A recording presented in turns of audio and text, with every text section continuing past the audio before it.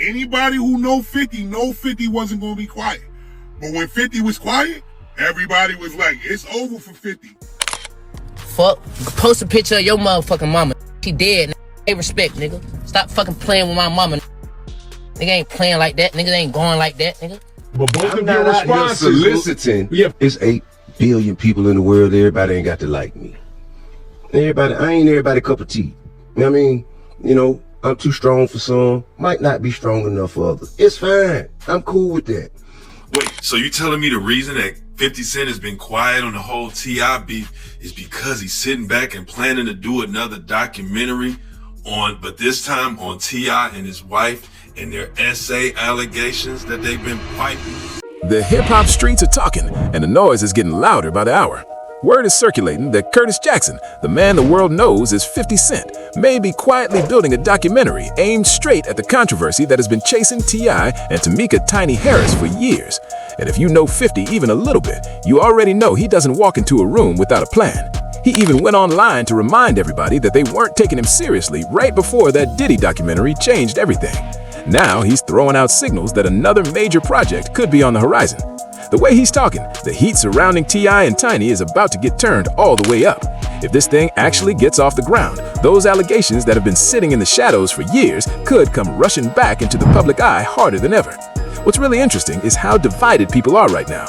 One side thinks this could finally crack open stories that never got the attention they deserved. The other side says this is just 50 doing what 50 has always done, keeping the pot boiling and his name in every headline. But either way, nobody is changing the channel. The second 50 Cent's name connects to a documentary, the entire internet lights up. Before we go any further, drop a comment right now. Do you think 50 Cent is actually serious this time? Or is this just another move to keep himself relevant? Because by the time this video is over, your answer might completely change. Let's get into it. Well, it's official. T.I. and Tiny have a huge problem on their hands. And I told y'all this was about to happen. But now since 50 posted that he's doing the documentary, maybe you believe him. He just posted it this morning. But anybody in the loop knows that T.I. and Tiny have had several allegations of essay over the past years. And it's just been swept under the rug. So when T.I. made 1 million songs dogging 50 Cent and his son came out talking about dig his dead mama, you had to be a fool to think 50 wasn't going to expose what's already out there to people who are in the know. And it gets crazy. It's already been known that there are 30 women, at least, that have had allegations in this surviving T.I. and Tiny coming. After all my predictions that have come true, even when I said this, you had people saying, oh no, ain't no, that one case got dismissed. It's 30 people out there. You talking about one case that T.I. and Tiny got dismissed because for one, they allegedly paid the judge off. That was the rumor, but it was released. To really understand what's happening right now, you have to go back to where this whole thing started.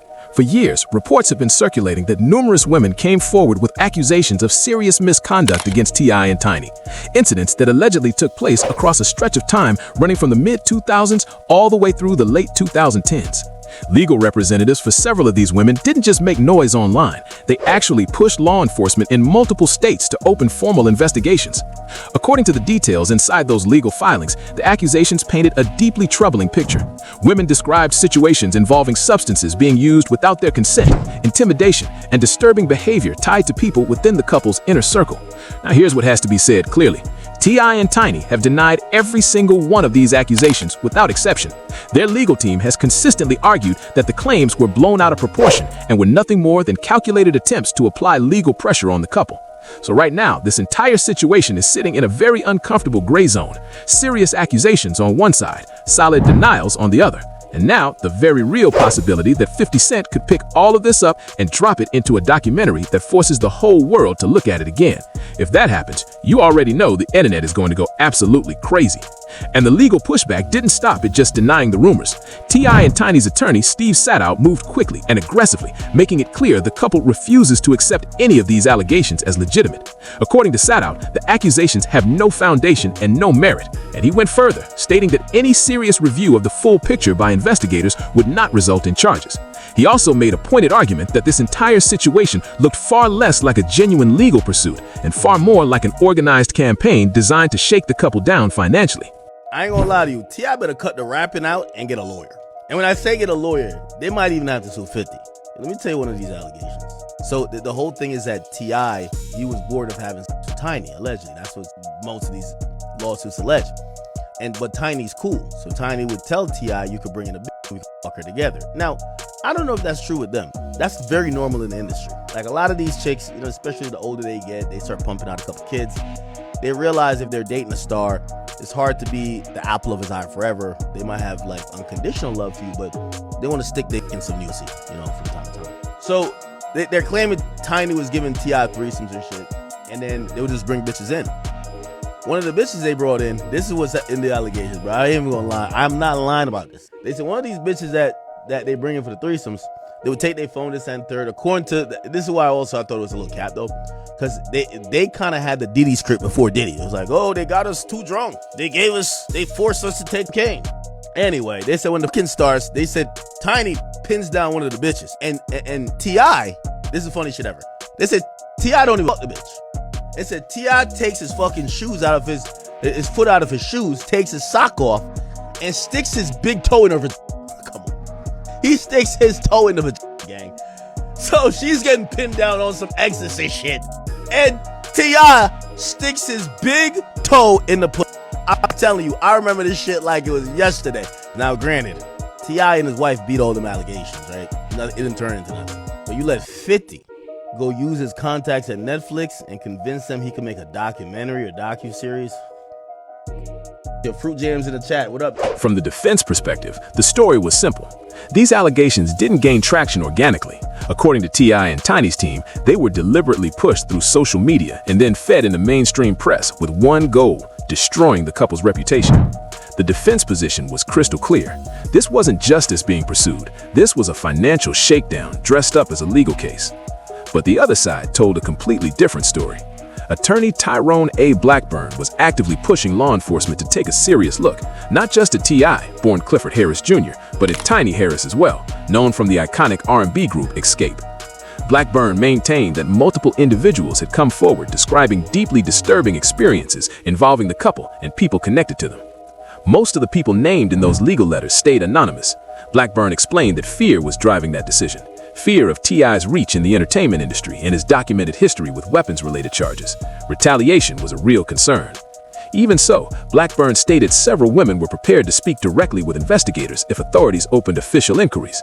Some wanted to pursue criminal cases, but ran straight into a brutal legal wall. The window for filing certain charges may have already closed. Letters were reportedly sent to prosecutors across Georgia and California, hitting federal offices and local district attorneys alike. Some acknowledged receiving them, others went completely silent. The individuals named covered a wide range: a former military member, a personal assistant, a dancer, and someone who once interned at T.I.'s label, Grand Hustle. Many shared a similar story of being given substances without consent before experiencing events they described as deeply traumatic. One account involved a former Air Force member who met the couple in an LA nightclub in 2005.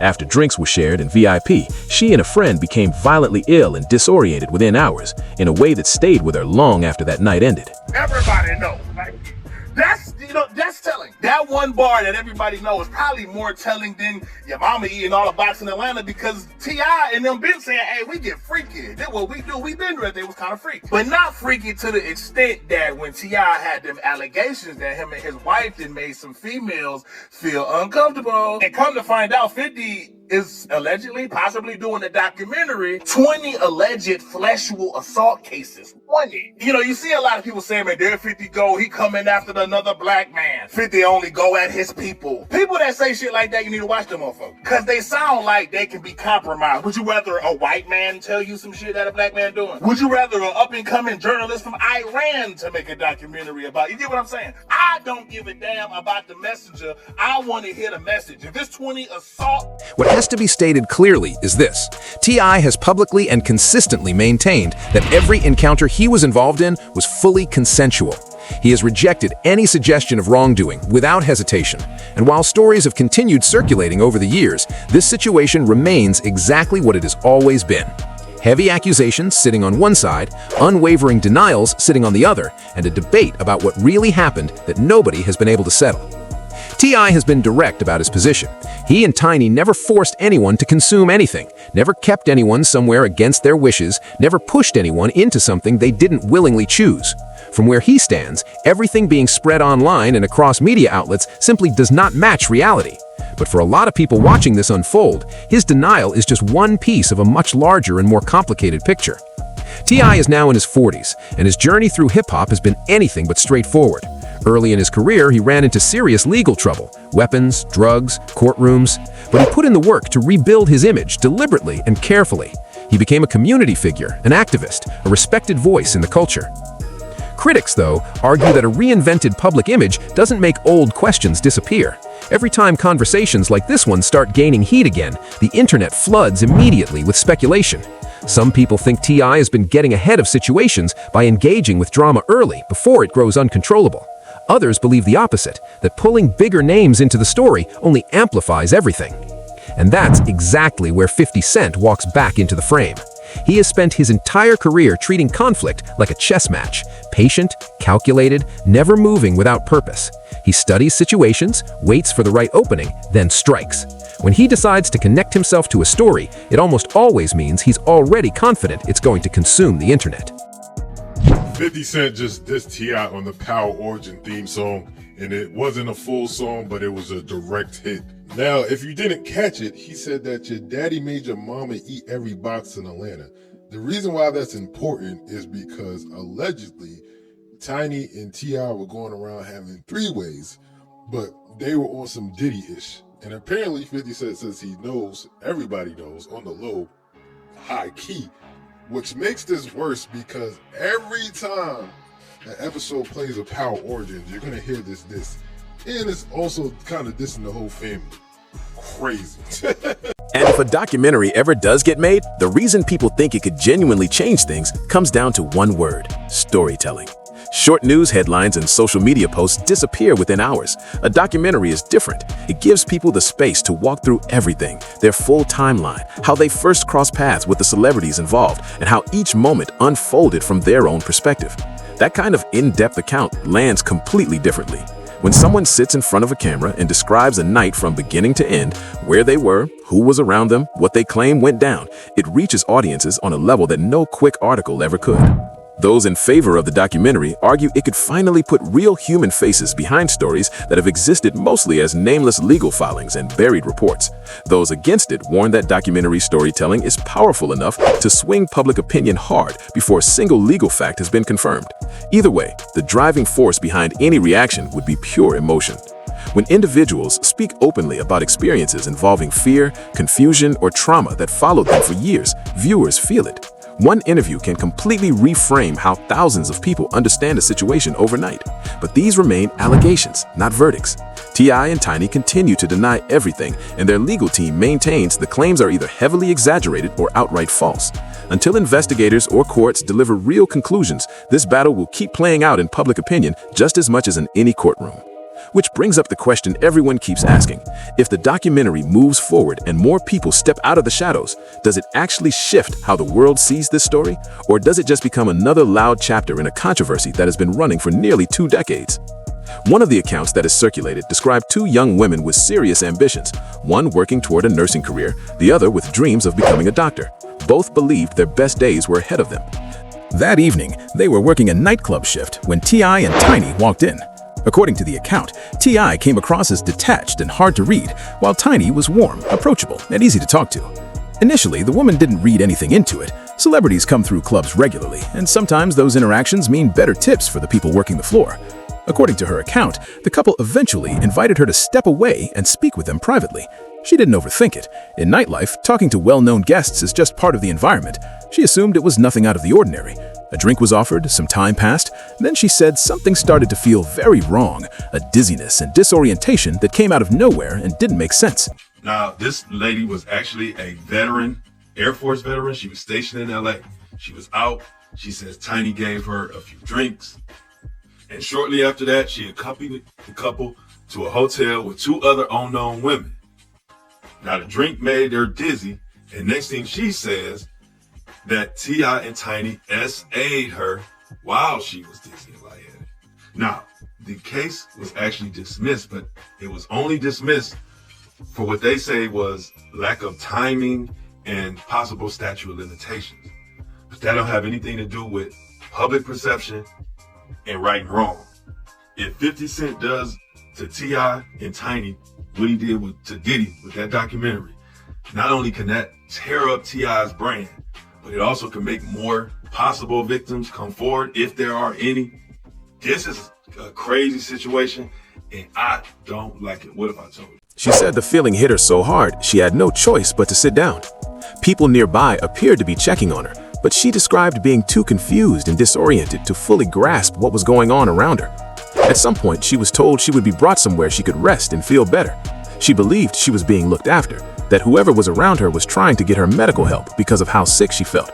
But according to her account, the night didn't end at a hospital. It ended in a hotel room where she says events took place that left a mark on her she has never fully recovered from.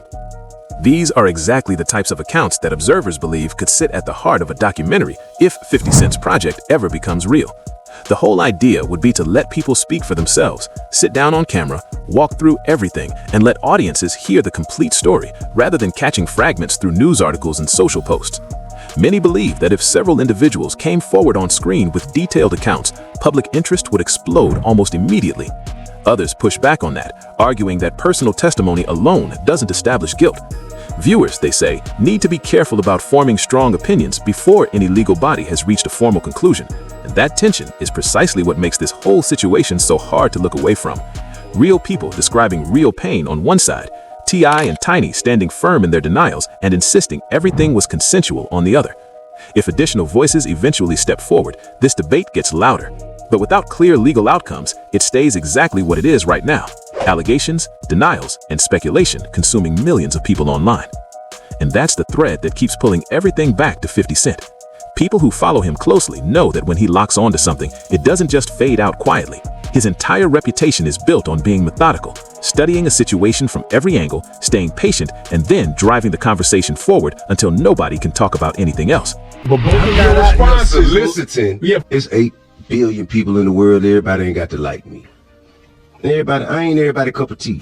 I mean, I'm too strong for some, might not be strong enough for others. It's fine. I'm cool with that. Nigga, just don't disrespect me, man. I'm real big on treating other people the way I want to be treated. And I'm also real big on treating motherfuckers the way they decide they gonna treat me. I have a very full life. I mean, I'm wealthy enough. I don't chase numbers. I live a life that I am happy with. I ain't chasing nobody else's success. God has blessed me. As a man, if you don't like what I said, then you shouldn't have handled it that way. And ultimately, all of the quietness that we're witnessing right now from dude, what would have happened if that quietness was practiced at the beginning? Anyone who has followed hip-hop long enough remembers exactly how intense 50 Cent's rivalries got in his prime. The clashes with artists like Ja Rule and Jadakiss didn't just make noise, they became defining moments in rap culture that people still talk about today.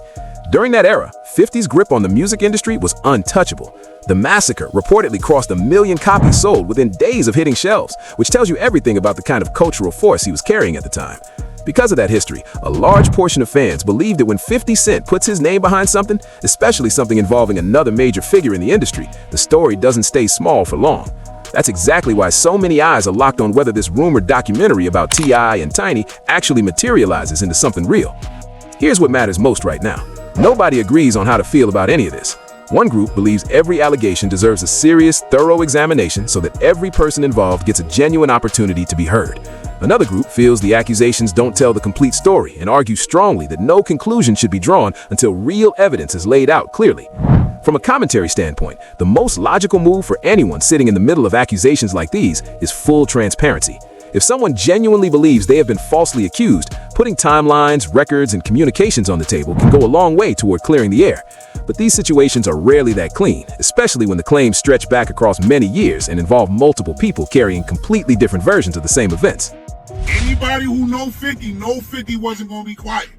But when 50 was quiet, everybody was like, it's over for 50. He quiet. First 50 said he dropping a documentary about TI and Tiny. Post that on his Instagram, delete it. And everybody like, yo, 50 is scared. But if you read that caption under it, he said new music coming. So he dropped new music. And 50 just dropped some shit that's gonna stick. Let me explain. I hear people saying those bars wasn't up to par. I hear people saying that T.I. song, King song, and Little T.I. song was better than 50 shit that he dropped. But here's the thing though. That's a new Power Origins theme song. Which would mean anytime that show get played, let me say that to you again. Anytime that show gets played, you gonna hear about T.I. and Tiny. That's exactly why smart observers keep urging people to pump the brakes before locking in a final verdict. Allegations, interviews, and documentaries all carry enormous power to move public opinion. But at the end of the day, it's legal findings, not viral moments, that actually establish the truth in situations this serious. What is undeniable right now is that this conversation is not cooling down anytime soon. Between old accusations climbing back into the spotlight, debates burning across every corner of social media, and the very real possibility of a full documentary dropping, the hip-hop community simply cannot stop talking about this. And if anything new surfaces, fresh interviews, new evidence, or a documentary that shakes the table, the way people understand this entire situation could flip overnight. But right now, I want to hear from you. Where do you stand on everything surrounding the story? Do you think it gets even bigger if that documentary actually drops? Or do you believe the noise eventually dies down on its own? Tell me exactly what you think down in the comments below. If this breakdown gave you something to think about, hit that like button, pass it along to someone who keeps up with hip-hop culture, and subscribe so you never miss the next deep dive into the stories the industry can't stop whispering about. And before you go anywhere, the video sitting on your screen right now covers another situation that is absolutely worth your time. I'll catch you over there.